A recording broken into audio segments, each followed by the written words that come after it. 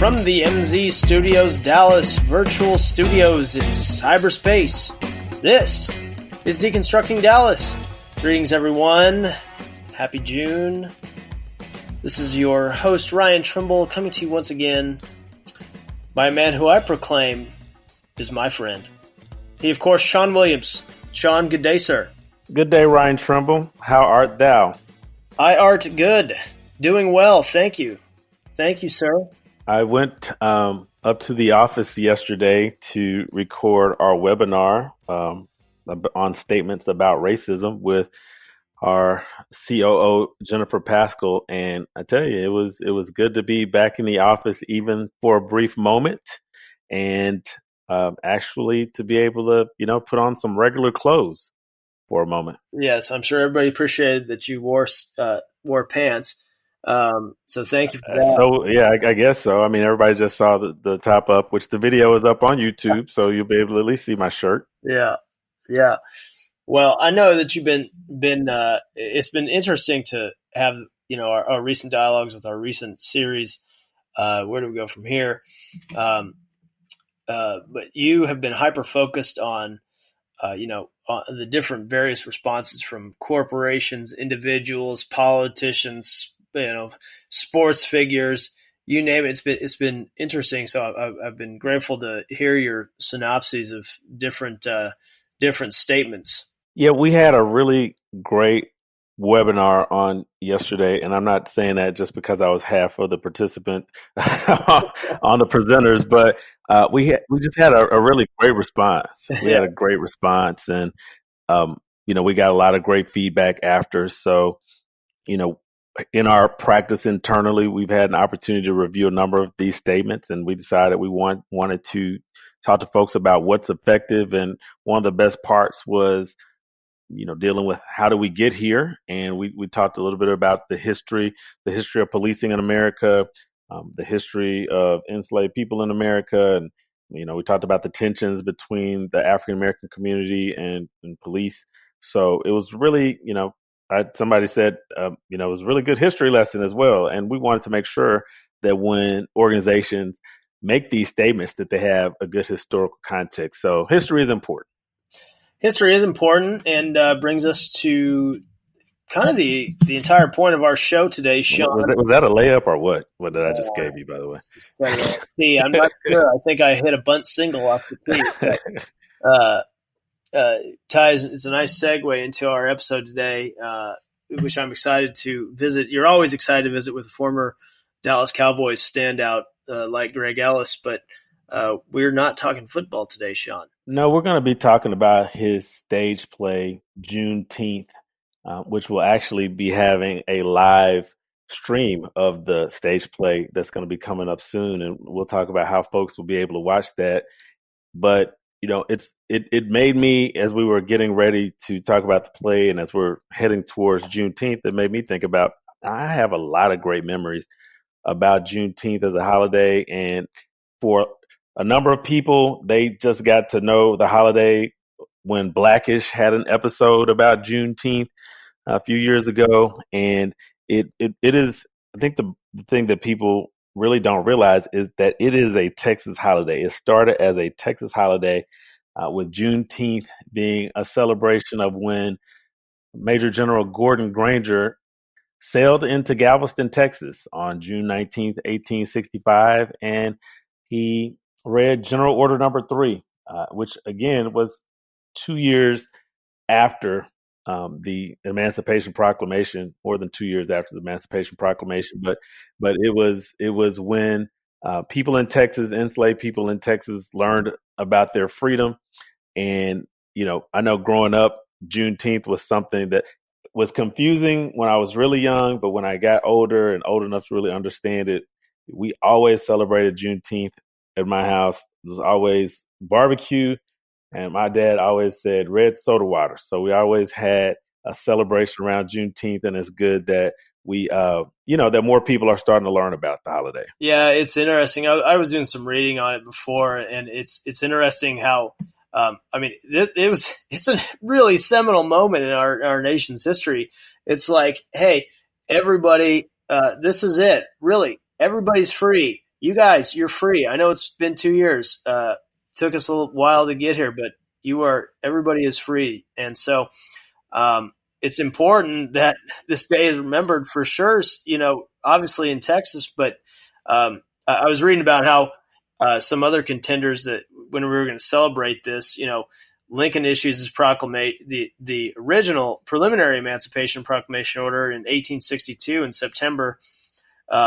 It takes effect January 1. I know that some people, celebrate Watch Night, I guess it was called, the night before New Year's Eve, before the order took effect in 1863, passes Congress in 1865. So there's a lot of different contenders, but I think it's neat that we celebrate, when it was finally read and it was officially announced that, slavery, all the slaves have been emancipated. Well, there's a lot of people who don't like the fact that we celebrate a holiday that acknowledges that it took over 2 years for everyone to even get the news on Juneteenth and on the emancipation, and letting people know, as the order reads, that all slaves are free. But it was good enough. The way I always look at it is, if it was good enough for our ancestors to celebrate, if it was a day that they felt like celebrating, if it was something, again, that they didn't have to worry about someone else telling them they could celebrate. It wasn't a holiday that was made by the general population. Then that's why I celebrate Juneteenth, is because this is a true African American initiated celebration that started with people over 100 years ago and continues today as a tradition. And so, even though it was late on getting the news, I think it's worth celebrating. Yeah, I'll put it this way: for me, it's a pretty big step in living out the fact that all men are created equal, Shawn. So let's jump into our interview, shall we? Yeah, we are going to come back right after this. We've got one of the all-time greats from the Dallas Cowboys, one of the really great defensive players, Greg Ellis, who's had a whole new career in film, in stage plays, and acting. So right after this break, we're going to come back and chat with Greg Ellis. This is Shawn Williams, Ryan Trimble. We'll be right back after this.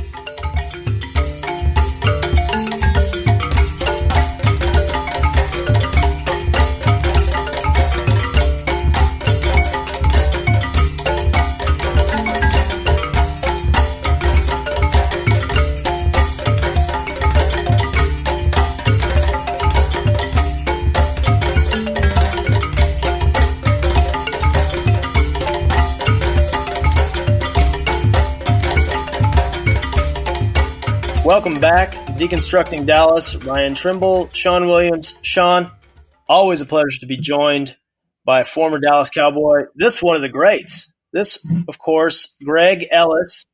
Greg, welcome to the show. Thanks for having me on, guys. No problem. Well, most of our listeners probably recognize you from your stellar career with the Cowboys, 84 career sacks, NFL Comeback Player of the Year in 2007. But, Greg, you've been busy since you left the NFL. Catch us up on what you've been up to. Man, I dove right into that second career, as we say, and I started doing stuff in the production industry. We've done a movie before and been a part of several other movies, smaller budget movies, the biggest one being our Carter High movie that I executive produced. And we currently now, have 2 stage plays, in which currently right now we are in the middle of producing one. We've done it several times, but this will be our first time to live stream the play, and it's entitled Juneteenth, the play. So yeah, been doing quite a lot, if you would. And you mentioned being a producer for the movie Carter High, which is about a storied football team here in Oak Cliff, and a powerhouse in high school football. And I'm just interested in how you ended up getting into the production side like that, and then working with that particular movie. Well, when I just introduced and told you the kind of things that I've been up to since football, of course, I left out some things. And so in between, doing the Carter High movie, before we got to that stage, we used to do a lot of just production work for as photography. We used to do a lot of school yearbooks. And we also used to film a lot of, smaller businesses, commercials for them. And so I was, into the production world pretty good. I always sub out my photographers, whether it's for video or audio, video or photography. And so this one particular guy named Arthur Muhammad, I told him I wanted to take the next step and do a movie, and he was a pretty good, video person. And he had worked on several movie projects, and, we brainstormed, and another guy was with us, and he brought up, and he said, man, the movie you guys really need to be talking about is the Carter movie. Well, Arthur had wrote a script about the Carter story. Arthur actually played on that football team. And so I decided to say, well, you know what? I want this to be my first movie that I'm a part of. And so we took that leap of faith, and we did it, man. Yeah. Now, Greg, we're going to get into Juneteenth, the stage play in our second segment, but I wanted to know a little bit about your theater experience. Now, you grew up in North Carolina, outside Raleigh. Is that correct? Correct. Sure did. And then of course, you were a standout at UNC, at Tar Heel Great. Tell us about when you got into theater.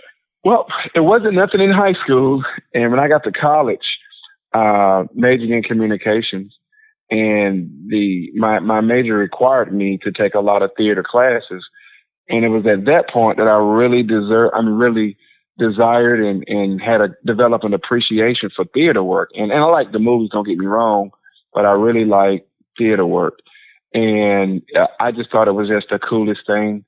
And you would have to go to plays for some of your classes, and I thoroughly enjoyed it and learned a lot from it, because theater is live every night.